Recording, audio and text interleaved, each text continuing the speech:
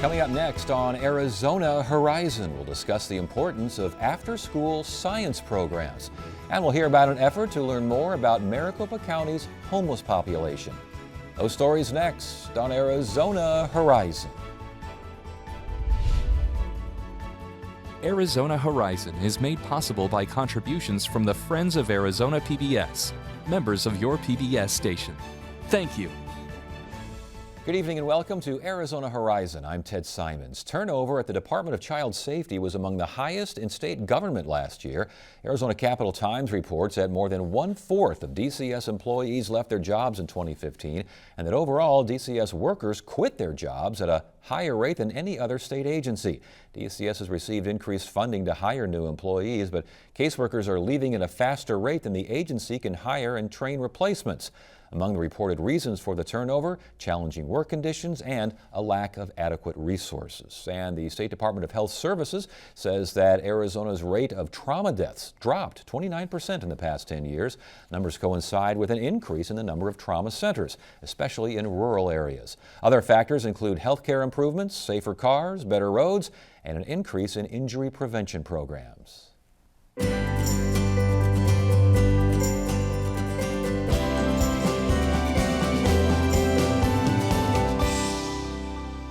Tonight's look at Arizona education focuses on science-based options in after-school programs. A recent study by the After School Alliance shows that more parents want to see science and technology programs offered outside the classroom. Producer Shauna Fisher and photographer Langston Fields take us to one Phoenix Junior High School program that has kids eager to get to school. Way before the morning school bell rings at Mountain Sky Junior High, Jonathan Perone's Science Club students are hard at work. The students really show a dedication to being here early, and just learning about the different animals. And by this time in the year, they're really taking over, taking care of all the tanks. His 20-plus students are learning about marine life. They're responsible for maintaining several fish tanks, including a 150-gallon one that sits in the school hallway. And a lot of our students will never even get to the ocean, so it just provides a unique opportunity for them. Students like Annalie Acevedo. The 8th grader dreams of being a pharmacist and joined the club because of her interest in science. I like everything we do.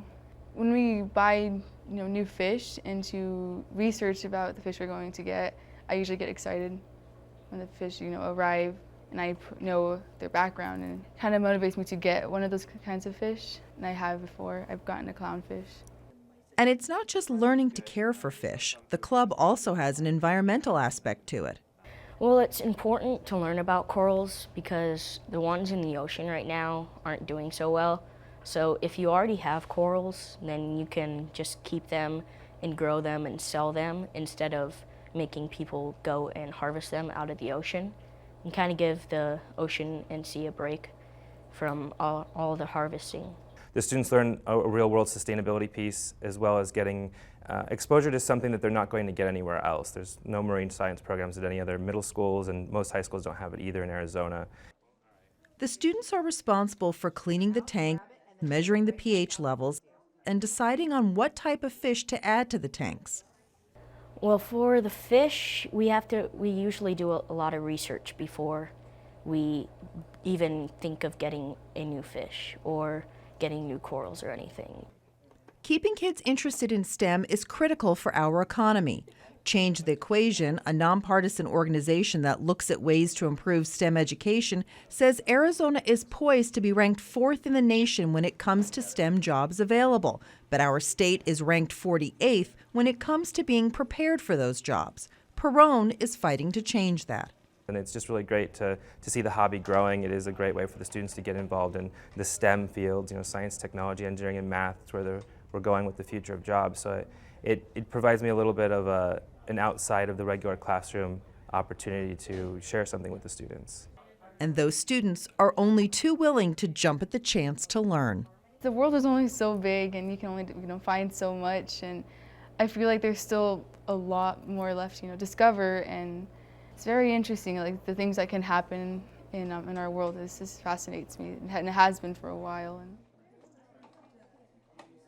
Educational experts say that the key to getting kids excited about science is for parents to get involved too, including trips to the zoo or the aquarium or just looking for hobbies that make learning fun. Here now to talk more about after-school science programs is Melanie McClintock, Executive Director of the Arizona Center for After-School Excellence, and Casey Hines, the 2016 Arizona Science Teachers Association Middle School Science Teacher of the Year. Good to have you both here. Thanks for joining us. Thank you for having us. Now, let's define term. What exactly is an after-school program? We literally define after school as all those hours when a child is not in the classroom. They're only in the classroom 6 hours a day. So where are they before school? Where are they after school from 3 to 6 o'clock? Where are they on weekends? Where are they on school breaks? And most importantly, where are they in the summer?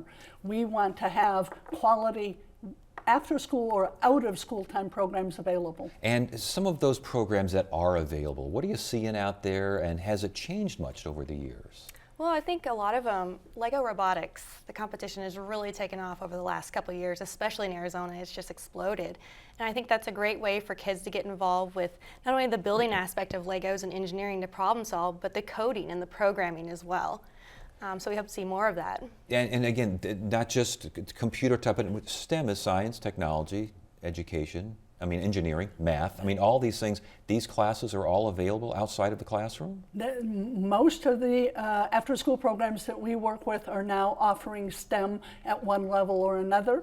We started to award STEM grants to them, and just last year we received over 85 applications from programs around the state who wanted to increase their level of STEM programming. Why after school, before, after, weekends, summer, as you mentioned? Why not just during school? How does it differ? Well, she can probably answer that better, but teachers are expected to cram so much in the 6 hours that they have the students that it's not enough. Can you answer that better? Well, after school, I think is the time. I only get to do so much in my classroom, and STEM Club after school allows me to do so much more. We're programming robots, we are flying remote control airplanes, making underwater remotely operated vehicles.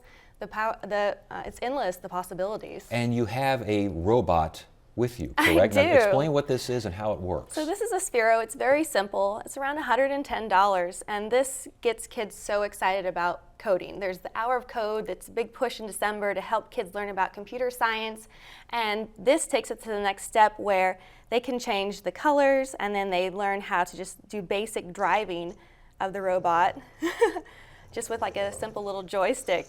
Okay, Don't worry. Get the robot away all right, from me. I got it. But and now did kids develop this and make this? What kind of input did they have? So with this part, this was actually an AZ Case grant, which we're so thankful for. But from here, from basic driving, which you can do with younger children in after-school programs, and then you can take it to middle and high school where they actually code it and program it to do things on its own. And is this the kind of program you're seeing out there? Absolutely. They, not only, as she said, is robotics big, but gardening, computer technology of any kind. Compare, if you would, a conceptual application versus a practical application as far as these programs are concerned. The simplified version I like to give is that Mrs. Smith in the science class is teaching about velocity, or they're teaching about altitude and lift. And these are great concepts, but kids are scratching their heads. They come to the after-school program, they build the race car, they build the rocket ship, they have to measure how fast it goes or how high it goes, and why didn't it go higher, so what was the velocity, what was the power behind it. That is their aha moment, because they're applying the concept they were taught in science class in a practical application in an after-school program. Do you see those aha moments when you're building robots like this? Absolutely, because this allows the kids to get hands-on, and these are careers that they can have when they get older, and we hope to keep them here in Arizona. Now, you're a junior high school teacher, correct? That's correct. When does it become too early to get involved in this kind of? What's a good age for STEM? Oh, STEM, you can't get too early. The earlier the better. Get them hooked while they're early, and they'll continue to feed that passion, and they'll seek out opportunities like this, and they'll ask their teachers to start these programs. Is that what you're seeing as well, or does it kind of ramp up once you get to junior high? No, absolutely, because what our biggest obstacle to overcome is people's misunderstanding of what STEM is, because they want to think of STEM as white-coated engineers and physicists physicist with their glasses in their pocket, and we need to demystify what STEM is and show these children so they measure the water in their school, and they measure either the water flow or they measure the contaminants. I mean, it's amazing how you bring it right home to them. And it's amazing building something like this, and then they get to play with it and mess around with it. I mean, that's an actual result. Right, I mean, and it's okay to make mistakes. They learn that failure is an option, and that as long as they learn from it, they're going to gain more from that.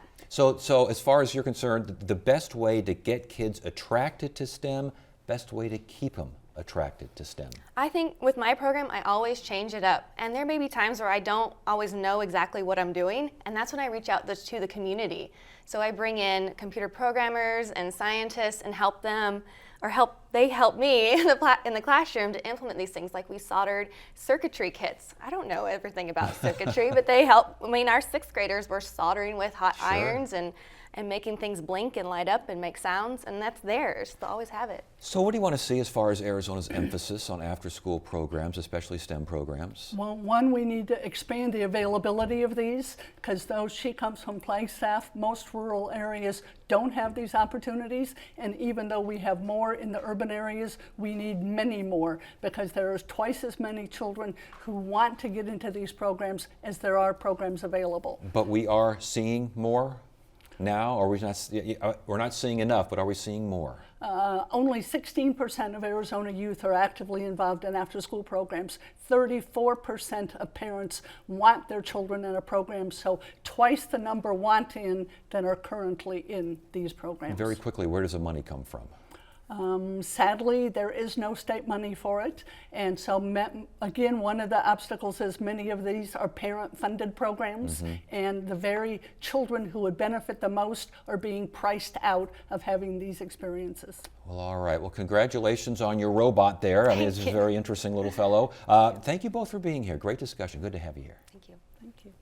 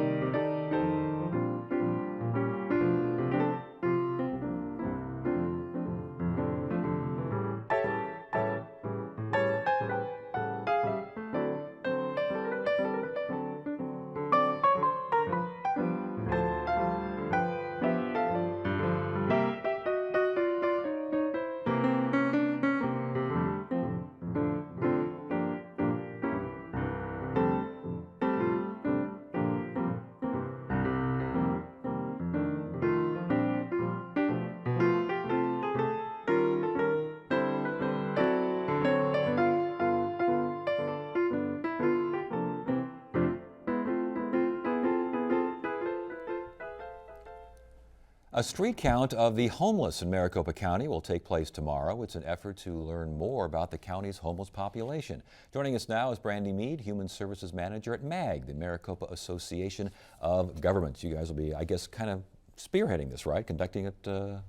Yes. Yes? Yes, we're reaching out tomorrow morning with about 300 volunteers that are spanning out across the region to count and survey individuals and families who are experiencing homelessness. So it's an early morning kind of overnight sort of a thing? Is that what we're looking at? So the volunteers are going out in the morning from 6 a.m. until noon, and they have assignments all across Maricopa County, covering all the cities and towns. And it's a count, but there's also a survey involved, correct? That's correct. Yes, we have about a 20-question survey, and the survey will ask questions like demographic information, about the length of time that people have been experiencing homelessness, as well as other information as well, to help us to better understand the population that's experiencing homelessness within our region. And how long now has this, the count itself, how long has that been going on? So we've been coordinating the count since 2002. And we do that each year at the last Tuesday in January each year. Mm-hmm. And the survey was not always included, was it? No, we've been conducting a survey for 3 years now, and the survey helps us to better understand the reasons that people are experiencing homelessness and a little more about the people that are experiencing homelessness rather than just getting a number. Now, 2015, it sounded like there were 5,600 where people counted experienced homelessness, 1,300 reporting sleeping on streets, 4,300 reported sleeping in shelters, 380 were children. Were those numbers up from previous years, the same, lower? What did you see? So overall, we saw a 5% reduction in the number of people experiencing homelessness in the shelter as well as on the street. We do a shelter count as well. On the street, we did see a slight increase, about a 22% increase in the number of people that are literally homeless on the street. Can that be attributed to better counting procedures, things along those natures? Yes, and we did change the methodology slightly, so we know that some of the increase that we saw within the street count was a result of the methodology change, but that's something as we look to improve the count each year, the methodology does change slightly. So we always have to consider those reasons for any change. It's called a point-in-time count, and it's obviously a one-time count, one time of the year. Why? And why this time of the year? I mean, is there any idea of expanding this or seeing what happens in the summertime, those sorts of things? So the federal government requires that we conduct the count annually in the last 10 days of January. And we conduct the count not only to apply for federal resources that go to homeless programs within the community, but also we've incorporated the survey so that we can better understand the reasons that people are experiencing homelessness and more about those who are on the streets and in shelter. We have done a summer count in the past and have looked at that data. We're not currently doing the summer count on an annual basis, but that's something that we may want to do again as well.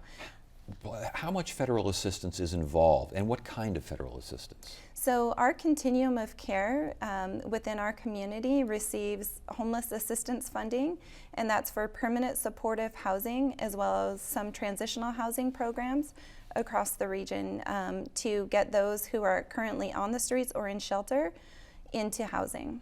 I saw maybe $25 million a year from HUD, something along those lines? Yes, we received just over $26 million last year. So with all of this in mind, who exactly does the counting, and are those paid counters? So the counters are volunteers, and we work with coordinators in all of the cities and towns across the region. And the coordinators work with Maricopa Association of Governments to recruit volunteers. And the volunteers work within groups of 2 or 3, and they're assigned areas within the region to go out and conduct the count and administer the survey. And as far as training is concerned for these folks, who trains them? What are they taught? So we do conduct trainings within all of the cities and towns that are conducting the point-in-time count. And so MAG staff coordinates with those trainers on how to appropriately go out and to approach someone who's on the street and how to do that in a manner that is respectful of the individual that's on the street. And when they do approach these folks, they do ask the questions. What are the stories you are hearing? You want to better understand the homeless. From previous counts, what's been understood?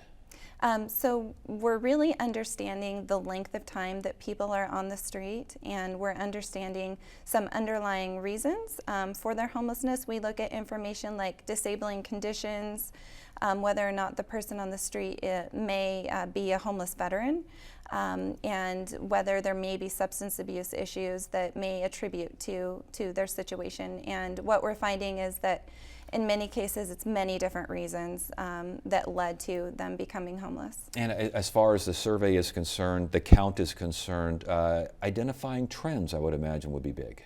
Yes, we are looking to uncover trends. One particular area that we're looking at is those that are experiencing chronic homelessness. So those have been on the streets for very long periods of time. So we're trending that data, and ideally we'd like to see those numbers go down, because we have resources available to house them and to provide wraparound services to ensure that they remain housed once they're off the street. So when people are watching this and they're saying this sounds interesting, I guess you learned about the homeless. First thing you learned, they don't have a home, but you learned other things as well. What do we take from all this? What do we take from the count? How to address these folks, to help these folks? What do you want to see? So we're looking to see reductions because we do have many efforts around the community to engage and house people that are experiencing homelessness. We use the data for local planning efforts and to target interventions to best fit the needs of those who are experiencing homelessness. All right. Well, good luck with this year's count. Let's hope we have fewer numbers, just for the heck of it. Let's go ahead and hope that, huh? I hope so. All right. Good to have you here. Thanks for Thank joining you. us.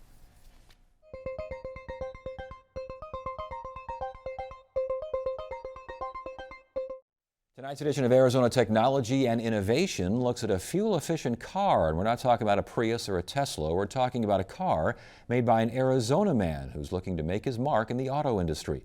Producer Shauna Fisher and photographer Langston Fields introduce us to the Elio. And we're in the process of creating what we're calling... Paul Elio is not a typical car maker, and the Elio is not a typical car. The Elio is a new concept in transportation. The first thing you notice about the Elio is its unusual design, which includes 3 wheels instead of 4. And the differences don't stop there. Inside, the 2 seats are in a straight line instead of side by side. The experience of the Elio, it feels like any other car you've been in, because from the center line of your chest to the door, it's about 1 inch further than most cars. So it's a little bit roomier than your average car. So with the rear seat folded up, you can fit an airline compliant bag, fits in the overhead bin. And with the rear seat folded down, you can fit golf clubs or other long items in it. We're going to build it with 7 colors. They all come with air conditioning, power windows, power door locks, and stereo. And despite its smaller size and unusual design, Elio says his car has met all national safety standards. It's a full-size vehicle, so we have ample crush zones front and back. It's designed with a full roll cage, 3 airbags, 2 seat belts. It'll be a very safe vehicle. While the car's design might be considered out of the box, there's no new technology involved, and Elio says that will be the key to its success. Because as a pre-revenue startup, even if you bet on the right technology and it takes you 6 or 9 months longer to work out than you thought, bad things happen, right? So by using all known technology from people who are already making it, we up our chances of success. How we achieve this is just through innovative packaging and design. Another innovation Elio is proud of, getting 84 miles to the gallon. A recent study found the average fuel efficiency of a U.S. vehicle has improved only 3 miles per gallon since the days of the Ford Model T. Adding to that, there are 90 million cars on the road that only get 20 miles to the gallon. After 5 years of sales, we can reduce total U.S. gas consumption by nearly 0.5%. That's a meaningful number. And whether your biggest concern is the trade deficit due to foreign oil or global warming due to carbon emissions, the answer is the same. Use less oil. We need to use less oil, and Elio can really accomplish that in a meaningful way. With a $6,400 price tag, Elio says his car becomes affordable for an entire economic section of this country. But if you're struggling in this country, your biggest issue is mobility. There is a Harvard economist that did a study, and the biggest single correlator on whether you get out of poverty or not is mobility. It correlates better than crime rate in your community. Elio is an engineer by trade and has worked for car companies in the past. Ever since he was a little boy, though, he's dreamed of designing his own car. And now that he's on the verge of that coming true, he says this reality is even better than he could have imagined. Dream big. Don't be afraid to fail. You know, I mean, like we talked about earlier, there's been a lot of no's on this road. There's been a lot of hard days, but you just keep trying.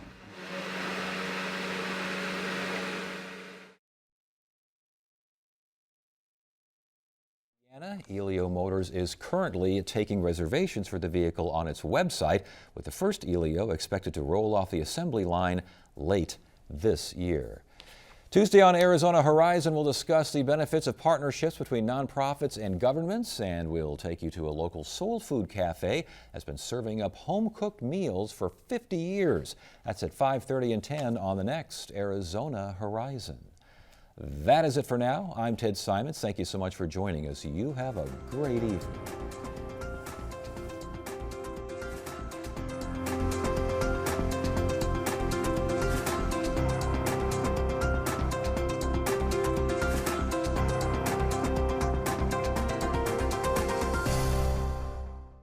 Arizona Horizon is made possible by contributions from the Friends of Arizona PBS, members of your PBS station. Thank you. Helios Education Foundation is proud to underwrite Arizona Education, a 12-month series highlighting the issues affecting college and career readiness of our students. Through a decade of strategic partnerships, Helios is working to change lives and strengthen communities through education.